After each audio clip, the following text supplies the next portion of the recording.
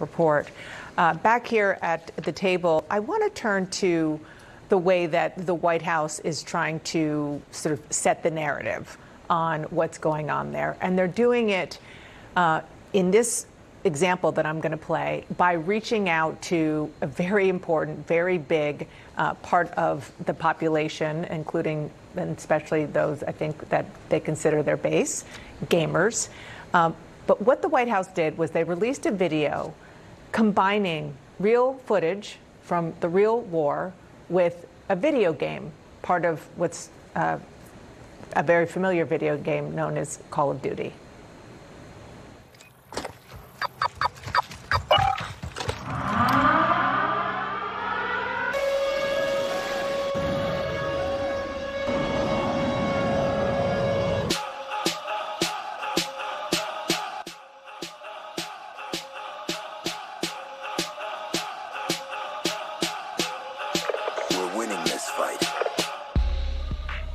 We're winning this fight. And Nia, the Washington Post was reporting on this and, just sort of stated the fact that the White House is mixing real footage with a kill streak animation from Call of Duty Modern Warfare 3.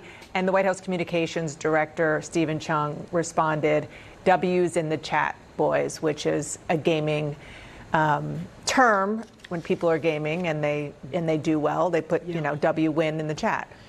Listen, I think this is in keeping with the way Pete Hegseth is also talking about the war. He, of course, had a press conference yesterday talking about utter dominance, talking about the war, likening it to a football game. I think was one of the analogies that he used. And it's part of the sort of the bro culture that Donald Trump used to win. It's part of Pete Hegseth, why he's the Secretary of War and why it's not the Department of Defense anymore. So it's part of the selling of the war, and we'll see if it's effective. I think the questions that everybody has is what happens after the sort of dominance. We've reported on these wars over the last many years. The shock and awe part of it is always part of the initial selling of it, the utter dominance of the American military, best military ever in the history of the world. We get that, right? And you also could see that the White House obviously understands media, understands social media. This is a president who is watching the coverage of this war on his television set every day and trying to program it, right? And so I think that's part of it. It's part of why they were so high on the sinking of that naval vessel, which apparently was just sort of a ceremonial vessel, and hyping that up. So listen, this is a White House that is good at the hype. I think, listen, if you were part of the families who have lost Americans, 6 Americans have died, this is quite distasteful to liken a war to a video game because, these are soldiers' lives who are at risk, and sort of liken them to a football game or a video game, I think is offensive to a lot of people. Well, right now we know that 6 Americans have died. The Iranians say 1,100 Iranians have died. We have no way of judging that. But I've never seen anything like this that sort of takes the real footage and tries to basically suggest this is a game. There is nothing more serious that states do than use force, and particularly in urban areas where civilians are going to die. We know that school children died in one of the first strikes.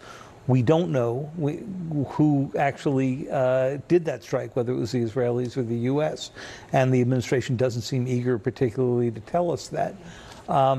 It does fit in, and it also fits in with Secretary Hegseth's criticism of the press for making too much of the casualties. Yeah, and I think everybody would agree with this. Nobody's making too much of casualties.